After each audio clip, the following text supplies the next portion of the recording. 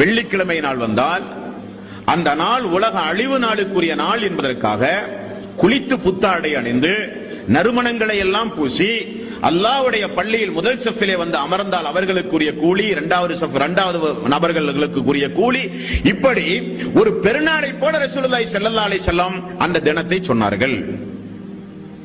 அந்த தினம் நீங்கள் நோன்பு வைக்காதீர்கள் என்று சொன்னார்கள். அந்த நாளில் இபாதத்து அதிகம் அல்லாஹ்விடத்தில் ஏற்றுக்கொள்ளப்படக்கூடிய நாள். அந்த நாளில் ஒரு நேரம் உண்டு. அந்த நேரத்தில் ஒரு அடியான் பிரார்த்தனை செய்யும் பொழுது அல்லாஹு தஆலா உடனே ஏற்று அவர்களுக்கு பதில் சொல்கிறான் என்றும் ரசூலுல்லாஹி ஸல்லல்லாஹு அலைஹி வஸல்லம் அவர்கள் கூறினார்கள். அப்படிப்பட்ட சிறப்புக்குரிய ஜுமாவுடைய நாளில் நம்மில் எத்தனை பேர்கள் அந்த ஜுமாவுடைய தொழுகையை தொழுகிறோம்? ஜுமாவுடைய நாளில் ஜுமாவுடைய தொழுகையை புறக்கணிக்கக்கூடிய மக்கள் உண்டு. ஜுமாவுடைய நாளில் இமாம் தொழுகை நடத்துகிற பொழுது வருகிற மக்கள் உண்டு. ஜுமாவுடைய நாளில் வந்து பள்ளியில் உறங்குகிற மக்கள் உண்டு. ஜுமாவுடைய நாளில் பொடும்போக்காக வாழ்ந்து கொண்டிருக்கிற மக்கள் உண்டு.